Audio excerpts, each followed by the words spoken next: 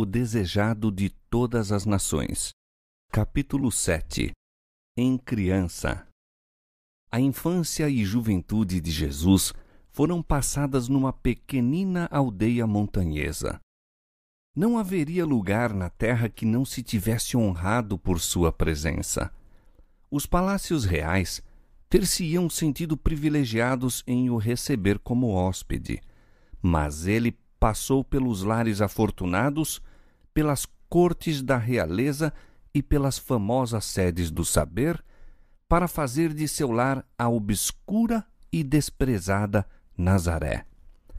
Maravilhoso em sua significação é o breve relatório da primeira parte de sua vida.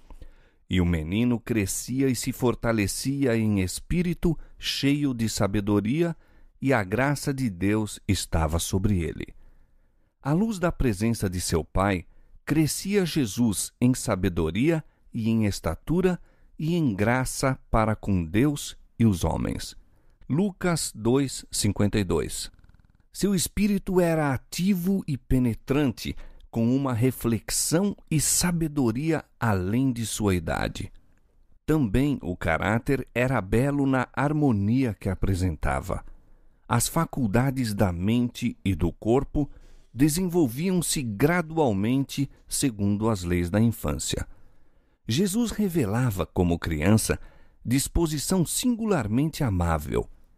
Aquelas mãos, cheias de boa vontade, estavam sempre prontas para servir a outros. Manifestavam uma paciência que coisa alguma conseguia perturbar e uma veracidade nunca disposta a sacrificar a integridade. Firme como a rocha em questões de princípios, sua vida revelava a graça da abnegada cortesia. Com profunda solicitude, observava a mãe de Jesus o desenvolvimento das faculdades da criança e contemplava o cunho de perfeição em seu caráter. Era com deleite que procurava animar aquele espírito inteligente de fácil apreensão. Por meio do Espírito Santo, recebia sabedoria para cooperar com os instrumentos celestiais no desenvolvimento dessa criança que só tinha a Deus por Pai. Desde os primitivos tempos, os fiéis em Israel haviam dado muita atenção à educação da juventude.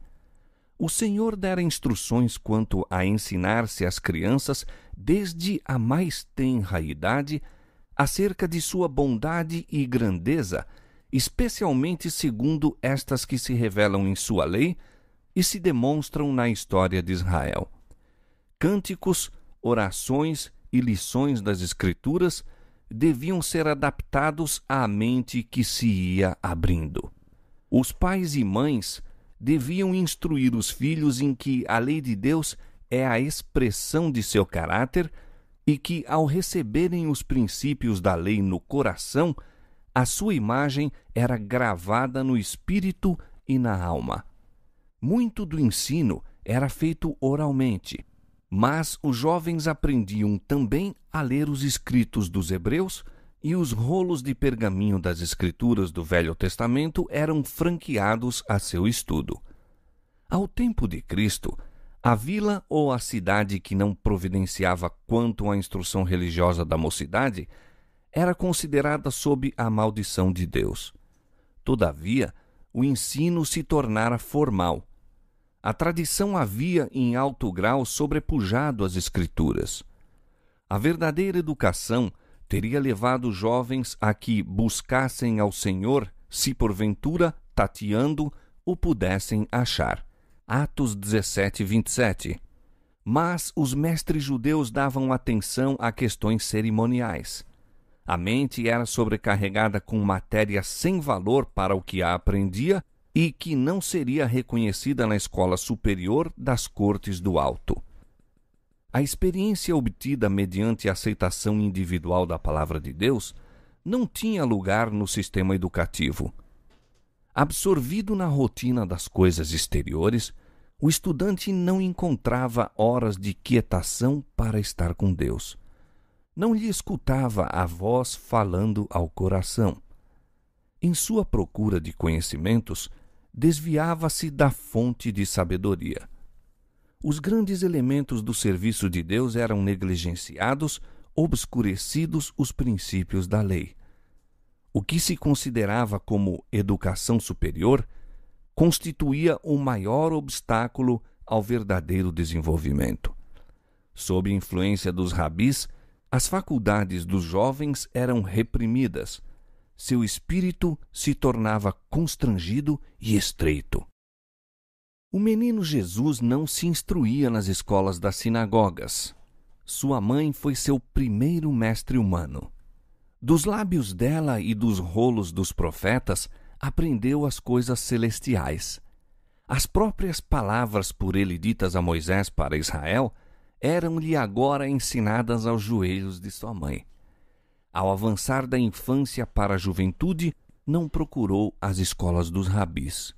Não necessitava da educação obtida de tais fontes, pois Deus lhe servia de instrutor. A pergunta feita durante o ministério do Salvador, como sabe este letras, não as tendo aprendido? João 7,15. Não quer dizer que Jesus não soubesse ler, mas simplesmente que não recebera instrução dos rabinos. Uma vez que ele obteve conhecimento como o podemos fazer, sua familiarização com as Escrituras mostra quão diligentemente os primeiros anos de sua vida foram consagrados ao estudo da Palavra de Deus. E perante ele estendia-se a grande biblioteca das obras criadas por Deus. Aquele que fizera todas as coisas estudou as lições que sua própria mão escrevera na terra e no mar e no céu. Desviados dos profanos métodos do mundo, adquiriu na natureza acumulados conhecimentos científicos. Estudava a vida das plantas e dos animais, bem como a dos homens. Desde a mais tenra idade, possuía-o um único desígnio: vivia para beneficiar os outros. Para isso encontrava recursos na natureza. Novas ideias de meios e modos brotavam-lhe na mente ao estudar a vida das plantas e dos animais. Procurava continuamente tirar das coisas visíveis ilustrações pelas quais pudesse apresentar os vivos oráculos de Deus. As parábolas pelas quais, durante seu ministério, gostava de ensinar lições acerca da verdade, mostram quão aberto lhe estava o espírito às influências da natureza e como colhera do ambiente que o cercava na vida diária os ensinos espirituais. Assim se revelava a Jesus o significado da palavra e das obras de Deus ao buscar compreender a razão das coisas. Os seres celestiais serviam-lhe de assistentes e cultivava santos pensamentos e comunhão. Desde os primeiros clarões da inteligência, foi sempre crescendo em graça espiritual e no conhecimento da verdade. Toda criança pode adquirir conhecimento como Jesus o adquiriu. Ao procurarmos relacionar-nos com nosso Pai Celestial através de sua palavra, anjos se chegarão a nós, nossa mente será fortalecida, nosso caráter elevado e apurado. Tornar-nos-emos mais semelhantes a nosso Salvador. E ao contemplarmos o que é belo e grande na natureza, nossas afeições crescem para com Deus.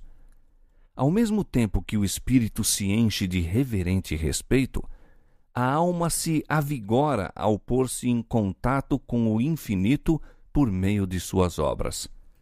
A comunhão com Deus, mediante a oração, desenvolve as faculdades mentais e morais, e as espirituais se robustecem ao cultivarmos pensamentos sobre assuntos espirituais.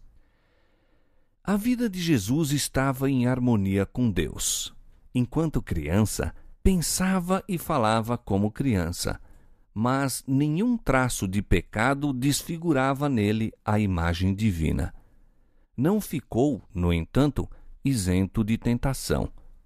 Os habitantes de Nazaré eram proverbiais por sua impiedade. O mau conceito em que eram geralmente tidos revela-se na pergunta de Natanael: pode vir alguma coisa boa de Nazaré? João 1,46. Jesus foi colocado num lugar em que seu caráter seria provado.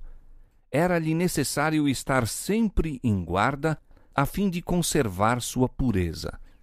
Estava sujeito a todos os conflitos que nós outros temos de enfrentar, para que nos pudesse servir de exemplo na infância, na juventude, na idade varonil. Satanás era infatigável em seus esforços para vencer a criança de Nazaré. Desde seus primeiros anos, Jesus era guardado por anjos celestiais, todavia sua vida foi uma longa luta contra os poderes das trevas. Que houvesse de existir na terra uma vida isenta de contaminação do mal, era uma ofensa e perplexidade para o príncipe das trevas. Não houve meio que não tentasse para enredar Jesus. Nenhum dos filhos dos homens será jamais chamado a viver uma vida santa em meio de tão renhido conflito com a tentação como nosso Salvador. Os pais de Jesus eram pobres e dependentes de sua tarefa diária. Ele estava familiarizado com a pobreza, a abnegação, as privações. Essa experiência serviu-lhe de salvaguarda. Em sua laboriosa vida, não havia momentos ociosos para convidar a tentação. Nenhuma hora vaga abria a porta às companhias corruptoras. Tanto quanto possível, cerrava a porta ao tentador. Ganho ou prazer, aplauso ou reprovação, não o podiam levar a condescender com uma ação má.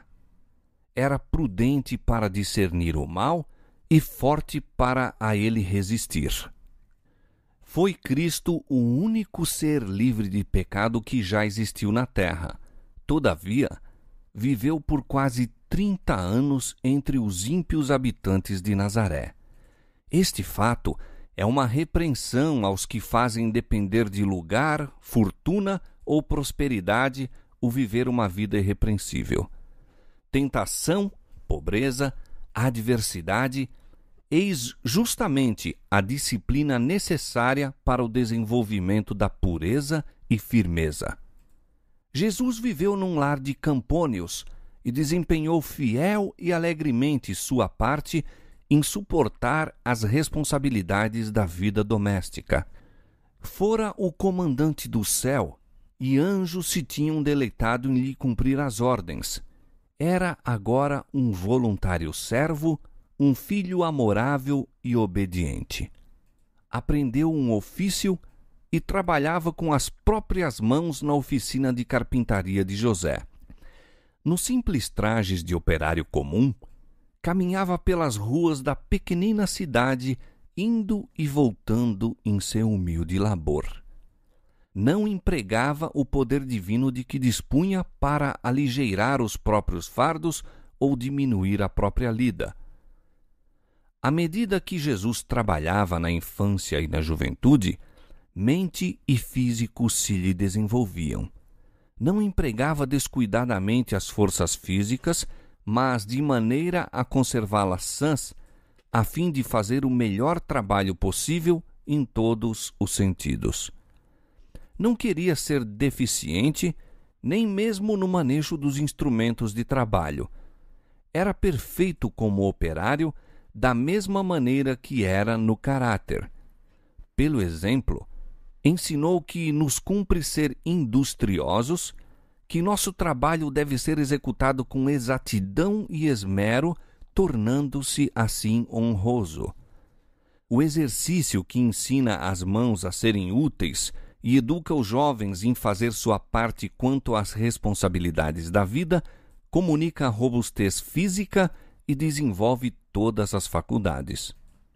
Todos devem procurar fazer alguma coisa que lhes seja útil ou de auxílio a outros. Deus designou o trabalho como uma bênção e somente o trabalhador diligente encontra a verdadeira glória e alegria da vida. A aprovação de Deus repousa com amável confiança sobre as crianças e jovens que desempenham alegremente sua parte nos deveres da família, partilhando as responsabilidades do pai e da mãe. Tais filhos sairão de casa para ser úteis membros da sociedade. Através de sua existência terrestre, Jesus foi um ativo e constante trabalhador. Esperava muito resultado, muito empreendia, portanto.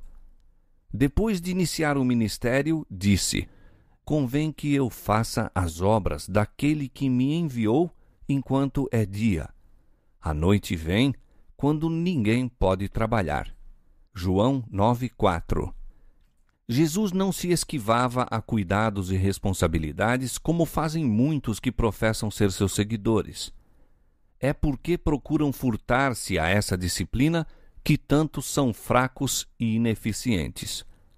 Podem possuir preciosos e amáveis traços, mas são sem fibra e quase inúteis quando há dificuldade a enfrentar e obstáculos a transpor. A positividade e energia, a solidez e resistência de caráter manifestadas em Cristo têm de se desenvolver em nós mediante a mesma disciplina que ele suportou, e caber-nos-á a mesma graça por ele recebida. Enquanto viveu entre os homens, nosso Salvador participou da sorte dos pobres. Conhecia por experiência seus cuidados e asperezas e podia confortar e animar a todos os humildes obreiros. Os que possuem verdadeira concepção dos ensinos de sua vida não pensarão nunca que se deva fazer distinção de classes, que os ricos devam ser honrados de preferência aos pobres dignos. Jesus punha em seu trabalho alegria e tato.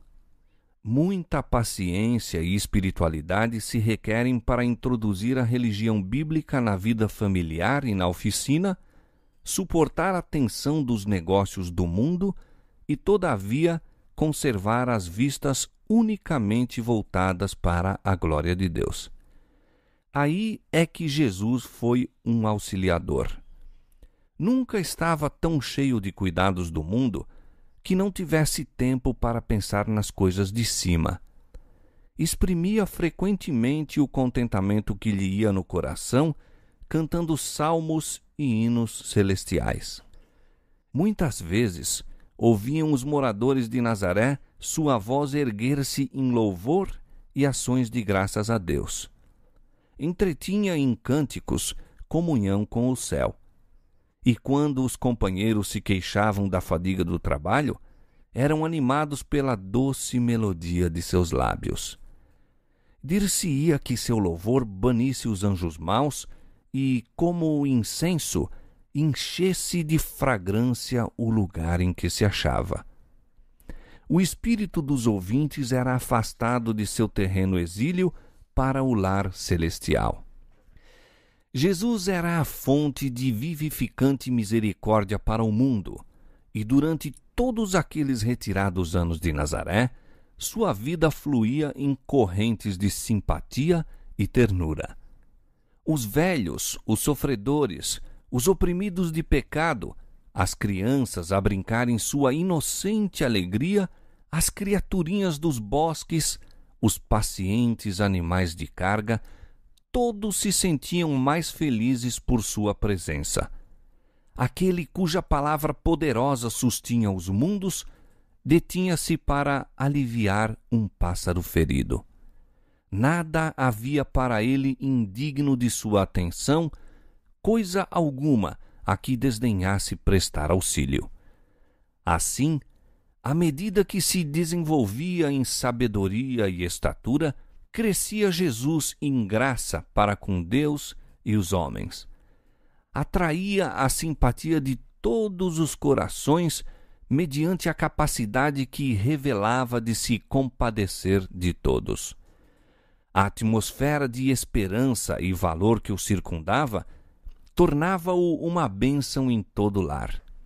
Muitas vezes na sinagoga, aos sábados, era convidado para ler a lição dos profetas e o coração dos ouvintes fremia, pois nova luz brilhava nas palavras familiares dos textos sagrados.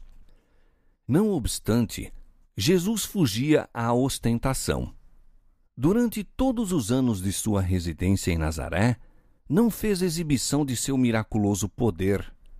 Não buscou altas posições, nem pretendeu nenhum título. Sua vida quieta e simples, e mesmo o silêncio das Escrituras a respeito dos primeiros anos de sua vida, ensinam importante lição.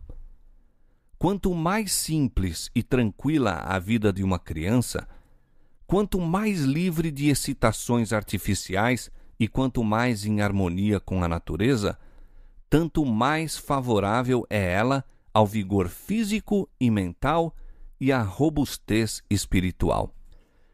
Jesus é nosso exemplo. Muitos há que se detêm com interesse sobre o período de seu ministério público, enquanto passam por alto os ensinos de seus primeiros anos. É, porém, na vida doméstica que ele é o modelo de todas as crianças e jovens. O Salvador condescendeu em ser pobre para poder ensinar quão intimamente podemos nós, em uma vida humilde, andar com Deus. Viveu para agradar, honrar e glorificar o Pai nas coisas comuns da vida. Sua obra começou por consagrar o humilde ofício do operário que labuta para ganhar o pão cotidiano. Quando trabalhava ao banco de carpinteiro, fazia tanto a obra de Deus como quando operava milagres em favor da multidão. E todo jovem que segue o exemplo de Cristo na fidelidade e obediência em seu humilde lar, pode reclamar aquelas palavras proferidas a respeito dele pelo Pai por intermédio do Espírito Santo. Eis aqui o meu servo, a quem sustenho, o meu eleito, em quem se compraz a minha alma.